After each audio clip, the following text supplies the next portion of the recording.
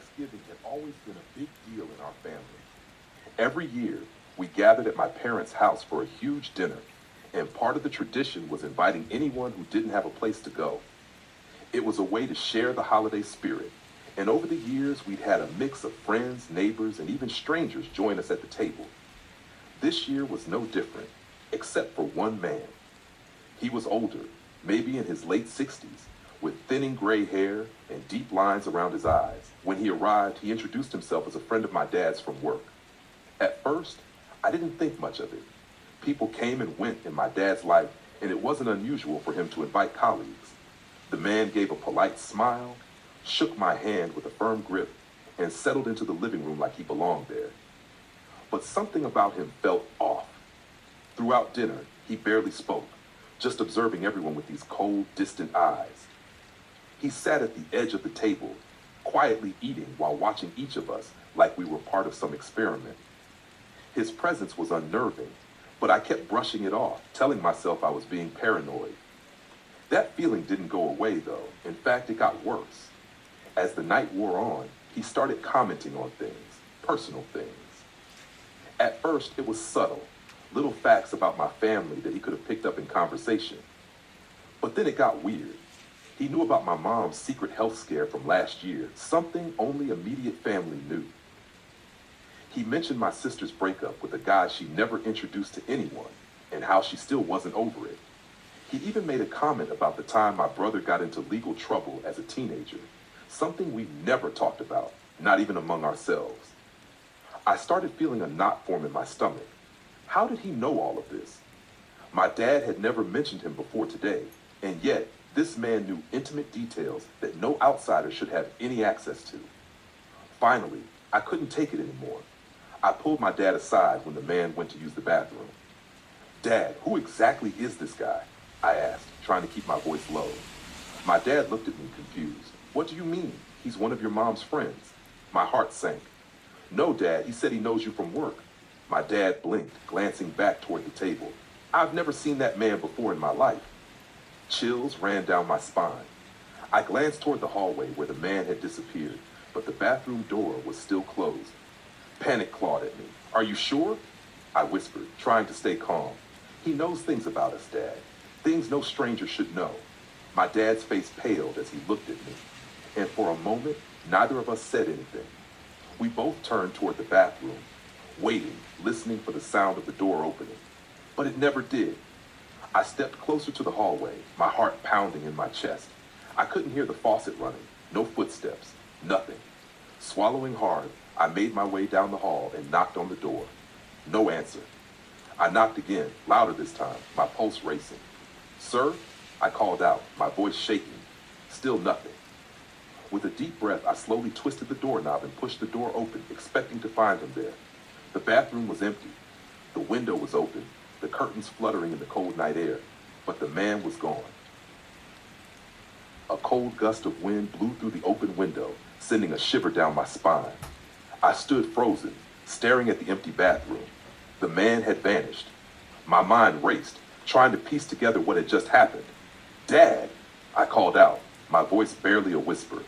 He was at my side in seconds, his face as pale as mine when he saw the open window. "Where the hell did he go?" Dad muttered, stepping into the room, checking behind the shower curtain, as if the man could be hiding there, but it was obvious. He had left, quietly and without a trace. I ran to the window and looked out. The backyard was dark, illuminated only by the soft glow of the porch light, and beyond that, the woods stretched out like a black wall. There was no sign of him, no footprints in the snow, no movement, just silence. "He couldn't have jumped out," Dad said, pacing. "That window's too high, and there's nothing to climb down on." "Then how did he get out?" I asked, panic rising in my chest. This didn't make any sense. We both stood there, staring at the window, trying to comprehend what was happening. My mind kept going back to the things he had said at dinner, things he shouldn't have known. Who was this man? Why did he come to our house? And how had he disappeared without a sound? I turned back toward the living room, where the rest of the family was still sitting, oblivious. My mom was laughing with my aunt, and my brother was in the corner, playing on his phone. None of them knew what was going on. Suddenly, I felt the urge to check something. I ran back to the dining table, my eyes scanning the spot where the man had been sitting. His plate was still there, half-eaten food on it, but the chair, it wasn't pushed back like someone had gotten up and left. It was perfectly in place, like he had never moved. My pulse quickened. I rushed over to his plate, irrationally hoping for some clue. Maybe a napkin with a name on it, counting a glass he had touched, something, anything. But when I reached for the plate, I froze. There was nothing, no fork, no napkin. The glass was untouched, full of water. And the food looked as if it hadn't been touched at all. I stepped back, my breath catching in my throat. How could that be? I saw him eat. I heard him talk. My family had spoken to him. I wasn't imagining it. Dad, I whispered, backing away from the table. Dad, something's not right. He walked over, glancing between the untouched plate and my pale face. What are you talking about? He didn't eat. He didn't drink. Look at the plate. I pointed at it, my voice rising in panic. It's like he was never here. Dad stared at the table, frowning, his mind trying to rationalize it all. Maybe he just didn't like the food. But I shook my head, stepping back farther as a realization hit me. No, that's not it. He wasn't here, Dad. He never was. What the hell are you saying? My dad asked, his voice barely concealing the fear that was now creeping into both of us. Before I could answer, I heard my mom call from the living room. Who's this man in the family picture? I froze. I didn't remember seeing a picture with him. Dad and I rushed into the living room. My mom was holding one of the old family photo albums we kept on the bookshelf. She pointed to a photo taken several Thanksgivings ago, maybe 5 or 6 years back. My heart skipped a beat when I saw it. There, standing in the corner of the photo, among my family, was the man from tonight. The same gray hair, the same cold eyes, staring directly into the camera. My dad's face turned white as a sheet. That's impossible. He wasn't there. But there he was, plain as day, standing in a photo from years ago.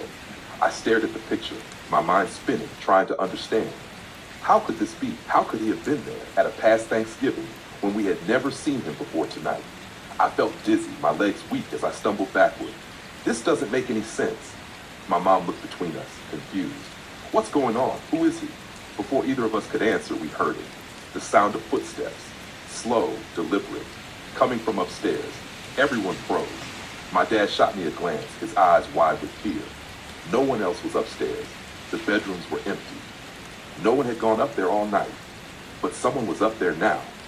The footsteps grew louder, moving across the floor above us, stopping just above where we stood. My heart pounded in my chest as we all stared at the ceiling, holding our breath. Then the floor creaked, and a voice, low, cold, and unmistakable, called out, "You forgot about me."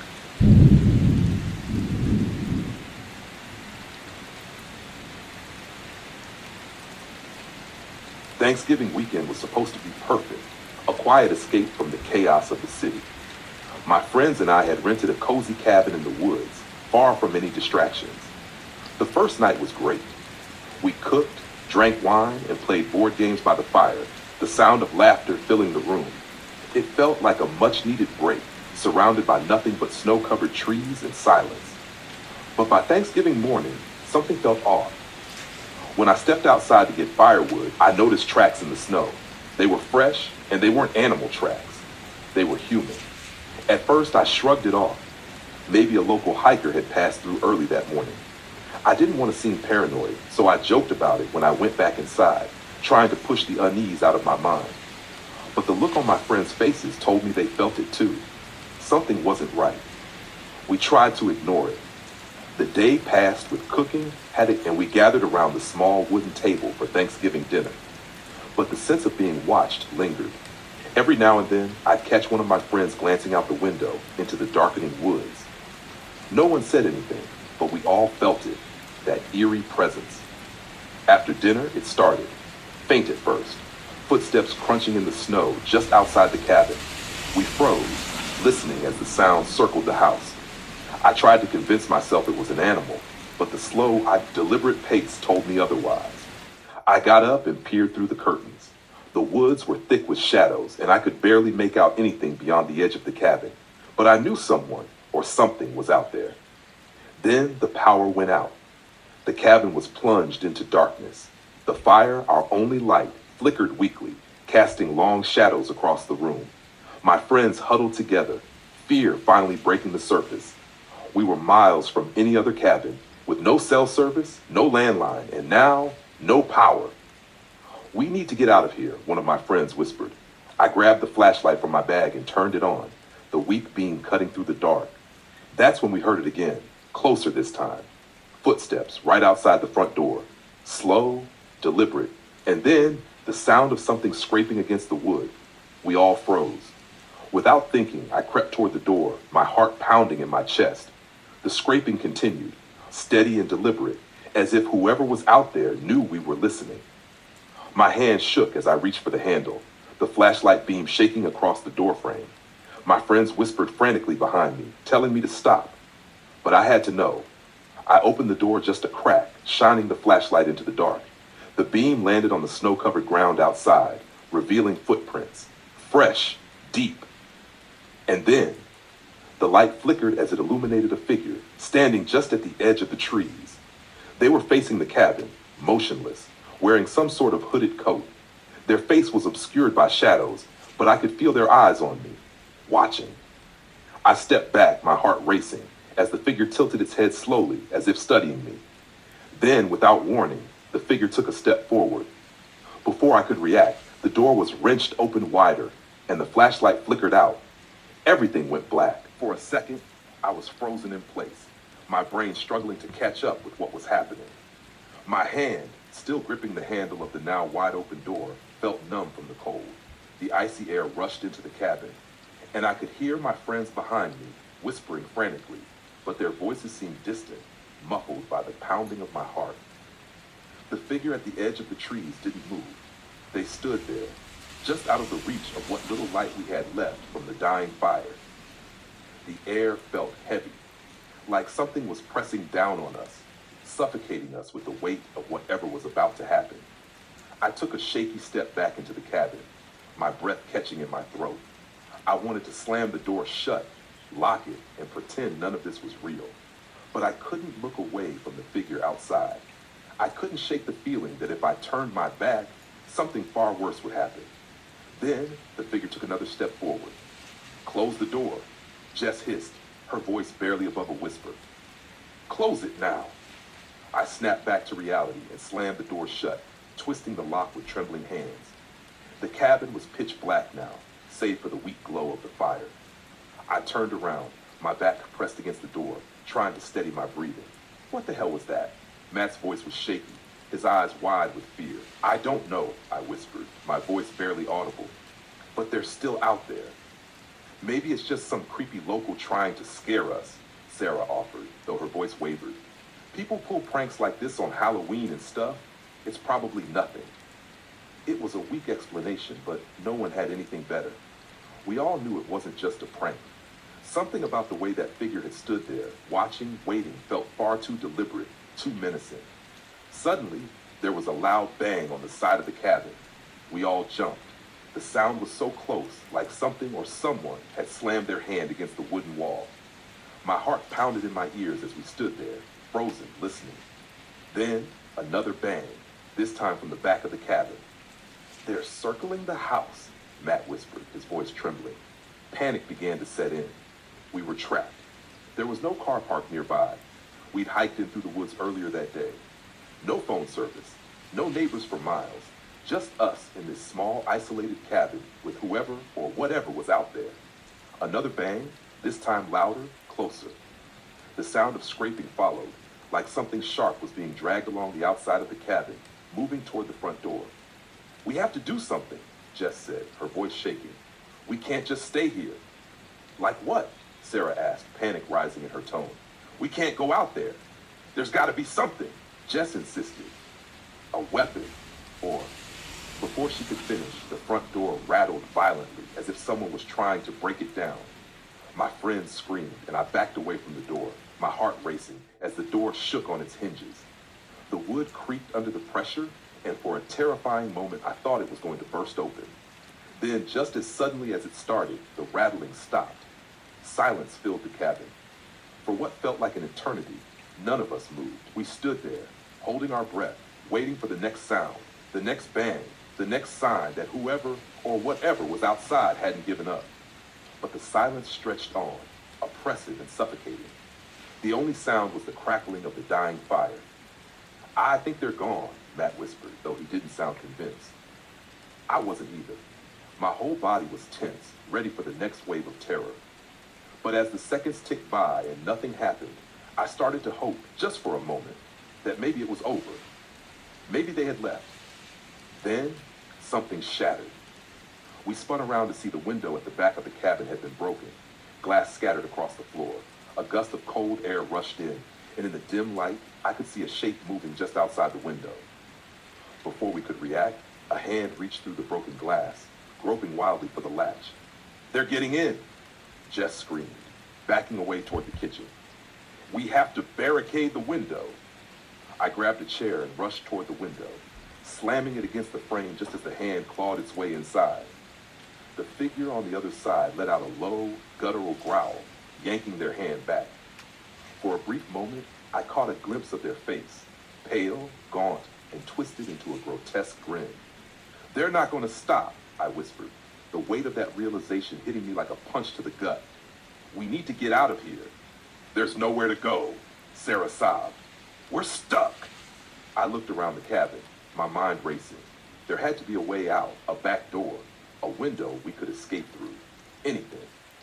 Then I remembered the hatch. There was a small hatch in the floor, just off the side of the living room, leading to a crawl space beneath the cabin. It wasn't much, but it might give us enough time to hide, to figure out our next move. "We can hide in the crawl space," I said, pointing toward the hatch. "It's not much, but it'll buy us some time." Without another word, we rushed toward the hatch, yanking it open. One by one, we climbed down into the cold, narrow space beneath the cabin, pulling the hatch shut above us. The darkness down here was suffocating, the air thick and musty. We crouched in silence, the sound of our breathing the only thing breaking the stillness. Up above, we heard the door finally give way.